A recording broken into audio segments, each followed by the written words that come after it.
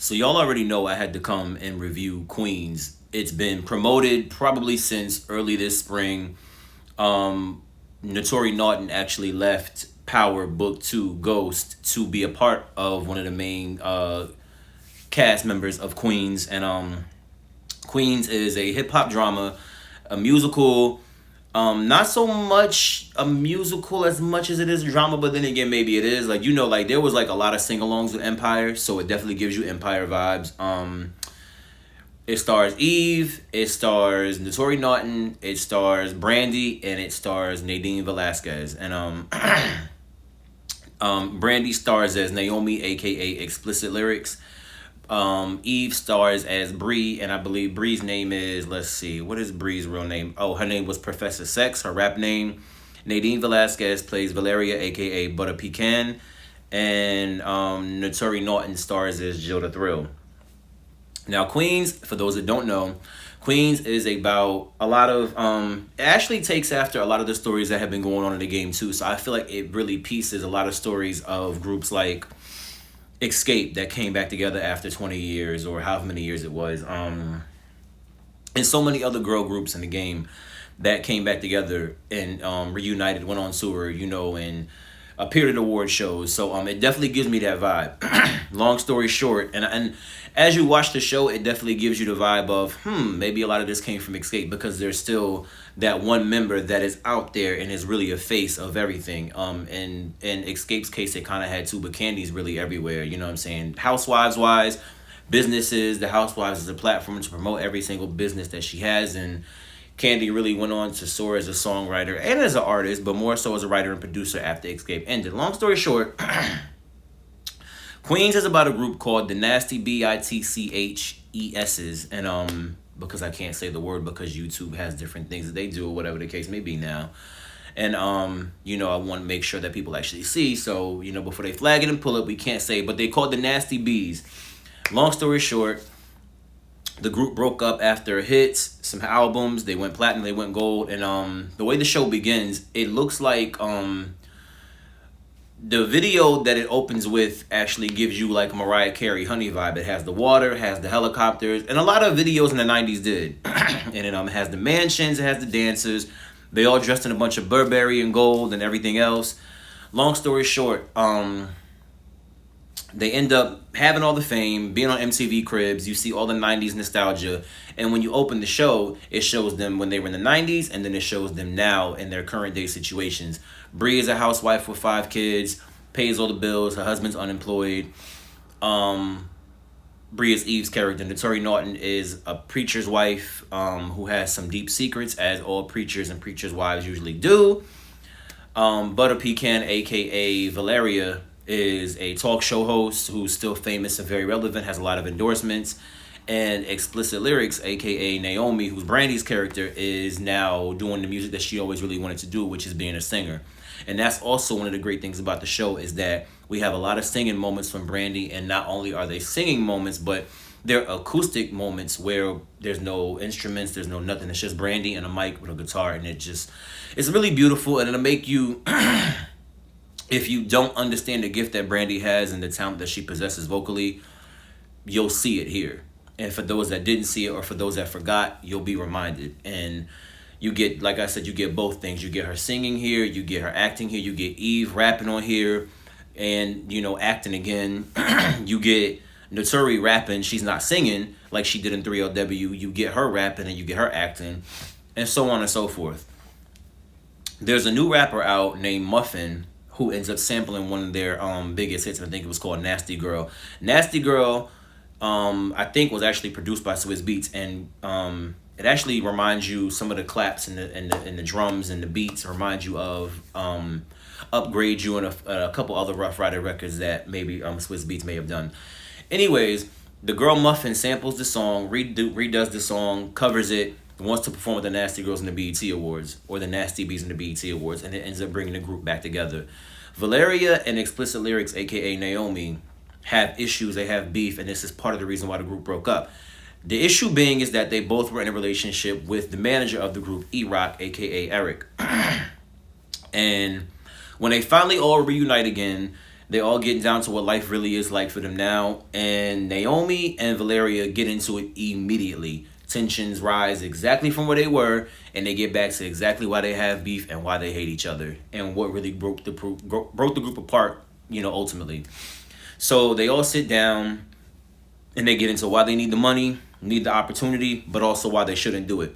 They ultimately say yes, but they end up finding some of the issues that plagued them when they were at the height of their fame, and again, they end up running back into what broke them up. Naomi, aka Explicit Lyrics, has a daughter named JoJo who lives with her mother. She hasn't seen her family in over a year because she's still out chasing fame and wants a big shot as a solo star. So I believe she lives in Nashville. Bree's character lives in Woodland Hills, and I believe Butter Pecan, aka Valeria, lives in New York. And Notorious character Jill the Thrill lives out in Montana. Fast forward to them preparing for the show and preparing for, the BET Awards and all of that stuff. They end up having a cipher, and they end up freestyling to the beat of Uchiwali by Nas. So this show is truly for the music heads and for the hip hop heads. And you hear Rough Riders anthem in the show, because Eve is there, and we did lose DMX this year. And shout out to Eve, and shout out to all the actors on the show who stay present and stay acting and stay stacking a job and stacking a check. Ronrico Lee plays Eve's husband, who's an out-of-work professor because he's going through some health issues right now. He's on there. You've seen him on Let's Stay Together. You see him currently on First Wives Club. He was on Sister Sister, so you know him. Felicia Terrell was also... he was on Survivor's Remorse. Felicia Terrell is currently on BMF as a detective. She was on Survivor's Remorse, and then you also saw her on a show called Ambitions, I believe. It was on OWN. Eve is back on TV. You guys know Eve had Versus this year. She left to talk. She lives in the UK, and then ended up doing this show, which is stateside. And she's also pregnant, so she's been doing all of this while pregnant. Notori has been on everything probably since we saw her get reintroduced to us with Lottery Ticket or Notorious, wherever you saw her. And it's just great to see all these talented people, all these talented black people at that, on a major network show. Getting back into the story, you also see that Jill's secret, because she was going to confess in confessional that she had, not really been in love with her husband. She's trying to not get pregnant by her husband. And the truth of the matter is that she's in love with a woman who is Felicia Terrell's character. And she can't tell her husband. She's wondering, her partner's wondering why you can't tell him. She can't. She doesn't want to. She's Catholic, and she's a preacher's wife, and there's a lot of different things, a lot of different reasons as to why she wants to tell him, but she doesn't really want to tell him after all. So they continue living their relationship on the low. Eve gets confronted while shopping. Eve's character's name is Bree. She's shopping. She runs into two kids. And one of the kids recognizes her, but then he doesn't, because he's like, hey, you was in TLC, right? And then the girlfriend goes, a member of TLC wouldn't be out in dirty sweats at a shopping, at a store, putting stuff in a minivan, whatever the case may be. Eve gets offended, or Bree, I keep calling her Eve. Bree gets offended, goes, buys, some sexy lingerie to impress her husband, all of that good stuff. And when she gets home to impress him, she hears some sounds coming from their bedroom. And when she gets to the hall and gets to the door almost, she steps on one of her kids' toys, trips and falls, runs into the room, sees her husband getting redressed, and who is he with? None other than one of his students. And it doesn't end very well after that, you know what I mean? Because now she's taking care of you, you're sick, which we end up finding out later on that he has a tumor, and then the tumor is cancer, so that's where his migraines are coming from. So, she's taking care of you, and then you're cheating on her, you know what I mean? And you're sick, so she has to nurse you back to health, and y'all got 5 kids. What is she gonna do? They all end up saying yes to this reunion, and then Valeria decides that she doesn't want to do the reunion. She doesn't need the reunion. It's beneath her. However, because of the tactics that she uses to get to the top spot of her network, because she hosts a show called The Shade, they end up figuring out what she did to become the face of this network, and they let her know, basically, you're fired, but you can step down. So after saying no, she turns around and says yes, and then Naomi, Explicit Lyrics, who has beef with Valeria, gets a Google alert on her saying that she stepped down from the show. And that's exactly why she needed to come to the group and get this reunion popping. And she admits it. She lets him know, listen, I'm the reason the group broke up. I turned my back on y'all. I need y'all again. That's who I am. I need it. I'm not afraid to say it. I'm going to tell y'all the truth. And they all agree, yeah, that's you. And they all end up doing it. Going forward, as they get, a little bit more acquainted with the girl Muffin, who's the new rapper who sampled their music and who even gave them this opportunity, Jill ends up getting to know her more. Apparently, Jill also had a drug issue, and she ends up getting to know Muffin a little bit better. And as she speaks with Muffin, and Muffin tells her the pressures of being in the game, all the men that are in her pocket taking her money, she also discovers that Muffin has a drug issue. And she ends up going to check on Muffin at her house, and she finds Muffin along with Naomi and Valeria along with her. They find her OD'd, and she wakes up later in the hospital because they called an ambulance. And of course, it makes the news, it makes the press. Muffin's manager's not happy, cancels the performance altogether. Muffin agrees to stay with her management and agrees to also still perform at the BET Awards alone instead of going to rehab. In the middle of all this, Eric, aka E-Rock, is trying to get reacquainted with Valeria, but also in the middle of this gets reacquainted with Explicit Lyrics, aka Naomi, Brandy's character. And Naomi and E-Rock get back to what they used to do, but he also still wants to see Valeria. So he's still playing to both of them as he did years ago, which caused the group to break up. So he has, a situation with Naomi at the hotel, but still wants to see Valeria. And then, I'm not sure if anybody else caught this, but JoJo, who is Naomi's daughter, says that you don't even know who my father is because your life was so wild. Naomi looks down like, I kind of do. I believe that we're going to discover later on in the series that E-Rock is indeed Naomi's baby daddy. Hasn't been said. Kind of was like a lingering thing, like, oh, that's who it is, because she's still in love with him. But she won't say anything about that. Hasn't said anything about it yet.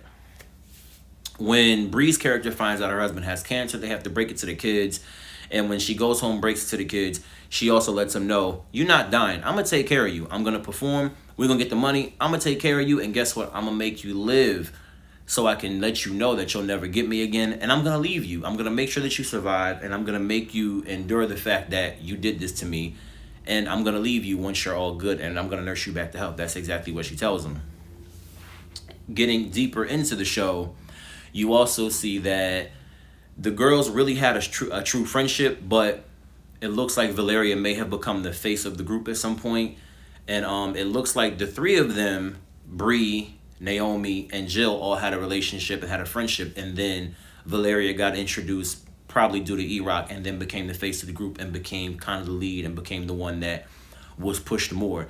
And while she became the face of the group, she thought she was better than the group, went on to have success, and also went on to be the bigger one when the group all broke up and everybody split apart. When they all went solo, she became the biggest one, stayed the biggest one. All in all, the show is a great show. It kept my attention the entire time. I don't know about everybody else. It does definitely give you an Empire vibe. It definitely feels like this is one of the groups that maybe Empire would have been, checking for or would have signed back in the day. Maybe Lucius would have managed them.